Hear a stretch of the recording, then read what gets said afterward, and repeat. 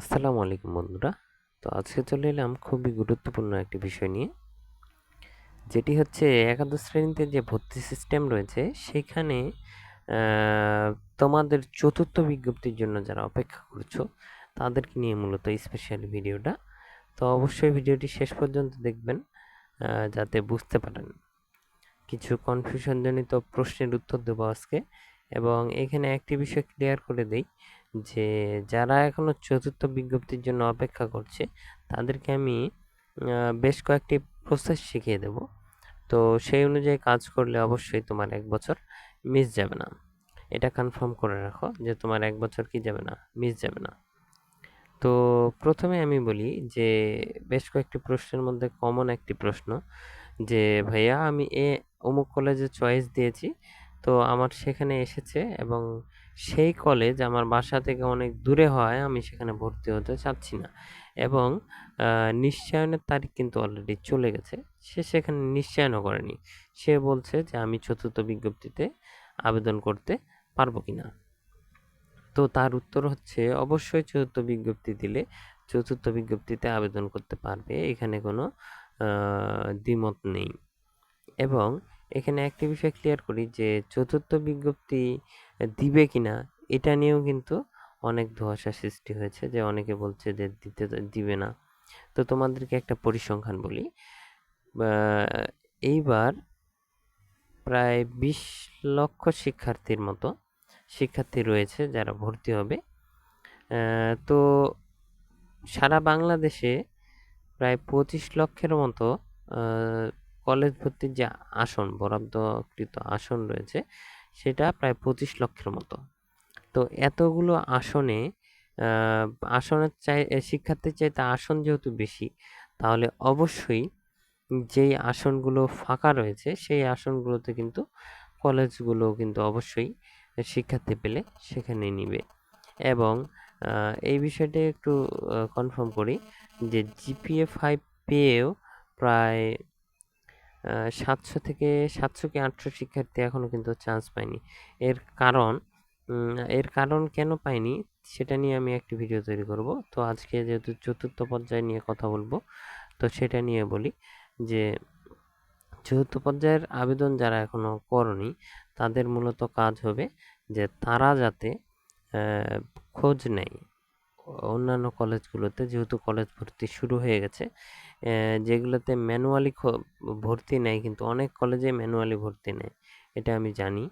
এবং বিগত 2 বছরের পরিসংখ্যান দেখতে গেলে কিন্তু দেখা যাচ্ছে চতুর্থ পর্যায়ের বিজ্ঞপ্তি কিন্তু দিয়েছে তারা, যেহেতু এখনো অনেক শিক্ষার্থী, প্রায় 25,000-এর মতো শিক্ষার্থী কিন্তু এখনো ভর্তি হতে পারেনি।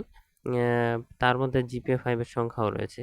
এখন আমি যদি একটা কলেজ সিলেক্ট করি, যে আমি একটা কলেজ আগে আমি বোর্ড সিলেক্ট করি, এখানে বোর্ড সিলেক্ট করলাম। এটা দেখিয়ে দিলে আপনারা বুঝতে পারবেন তাহলে বেশি ভালো করে। বোর্ড সিলেক্ট করি, তারপর জেলা সিলেক্ট করি,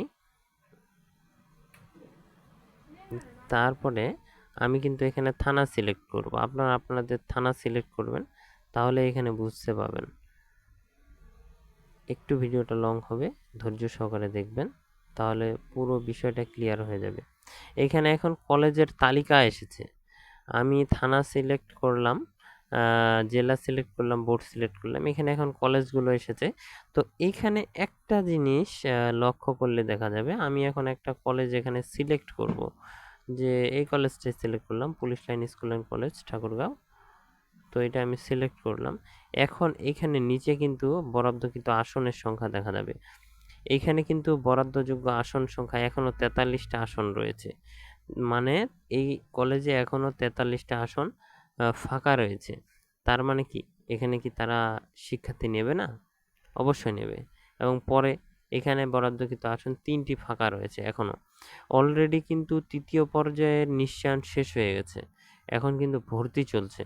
এবং এইখানে দেখতে পাচ্ছেন যে বরাদ্দকৃত আসন সংখ্যা 38। তাহলে আমার কথাটা হয়তো বা বুঝতে পেরেছেন। যাদেরকে আমি কমেন্ট সেকশনে বলেছি যে তোমরা প্রাইভেট কলেজগুলোতে খোঁজ নাও, সরকারিগুলো বাদে, কারণ সরকারিগুলোতে সকলে ভর্তি হতে চায়, সেখানে আসন সংখ্যা একেবারে কম হয়। তো সরকারিগুলোতে অনেকে ভর্তি হতে চায়, সেখানে আসন সংখ্যা প্রায় ফাঁকা থাকে না বললেই চলে। আমি দেখলাম এখানে একটাই আসন, ঠাকুরগাঁও সরকারি কলেজে একটি আসন শুধুমাত্র ফাঁকা রয়েছে। তো এইভাবে করে সরকারিগুলোতে কিন্তু আসন সংখ্যা ফাঁকা থাকলে তুমি সেখানে গিয়ে কথা বলতে পারো। তো এইভাবে করে কিন্তু তোমাকে এসে দেখতে হবে। প্রথমে কলেজ ওভারভিউ আসবে, বোর্ড এবং জেলা, থানা সিলেক্ট করে সেখান থেকে তুমি কলেজটা সিলেক্ট করবে যেটা তোমার বাসা থেকে কাছে। এবং যেহেতু গত ২ বছরে চতুর্থ বিজ্ঞপ্তি দিয়েছে যে এখনো ২৫,০০০ শিক্ষার্থী ভর্তি হয়নি, তাদের কি ভবিষ্যৎ নেই? তাদের কি অবশ্যই ভবিষ্যৎ আছে। তারা কি ১ বছর গ্যাপ দেবে? অবশ্যই না। চতুর্থ বিজ্ঞপ্তি আসবে, তোমরা একটু অপেক্ষা করো। যেহেতু ভর্তি ১৫ তারিখ থেকে ২৫ তারিখের মধ্যে যেহেতু ভর্তি, তাই এই তারিখের মধ্যে কিন্তু চতুর্থ বিজ্ঞপ্তি আসার সম্ভাবনা খুবই বেশি।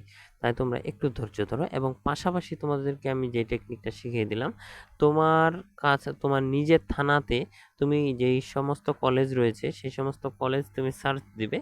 এইভাবে করে সার্চ দিয়ে তুমি দেখবে যে বরাদ্দকৃত আসন সংখ্যা কতটি রয়েছে, কতটি আসন ফাঁকা রয়েছে। আমি কিন্তু প্রথমে বলে দিয়েছি যে প্রায় ২৫ লক্ষ আসন রয়েছে শিক্ষার্থীদের জন্য।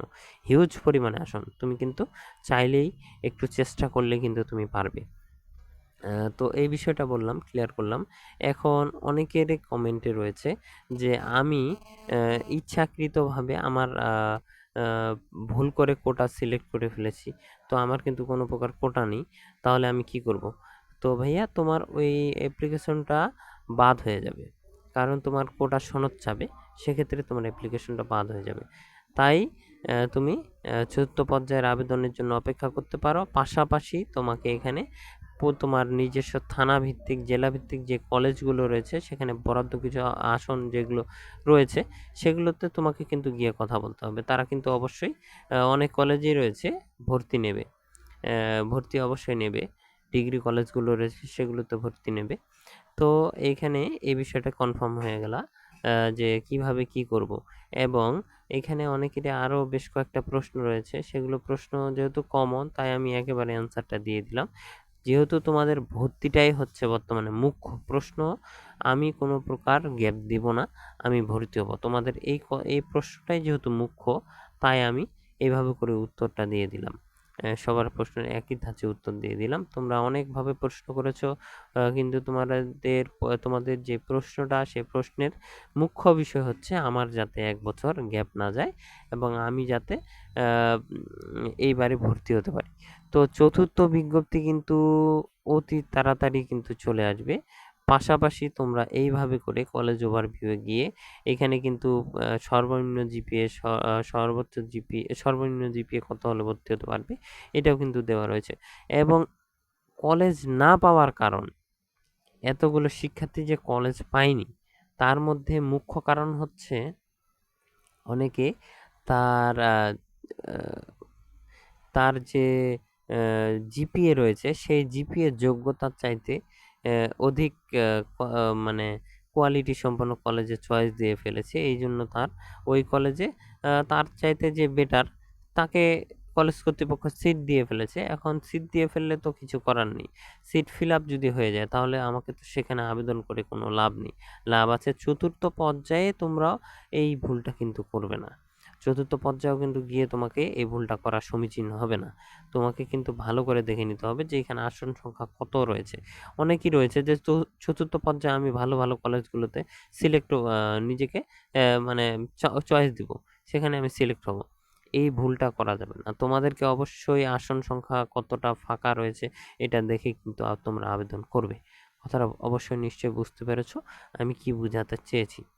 তো এই ছিল আজকের ভিডিওতে এবং কেন কলেজ পাইনি এটা নিয়ে আমি আলাদাভাবে একটা ভিডিও করব। তো সকলে ভালো থাকবে, সুস্থ থাকবে এবং সকলে আবেদন করার পাশাপাশি এরকম করে খোঁজ নেওয়ার চেষ্টা করবে যাতে তোমাকে ম্যানুয়ালি সেখানে ভর্তি হওয়া যায়, ভর্তি হতে পারো যাতে তুমি। সকলে সুস্থ থাকো। আসসালামু আলাইকুম।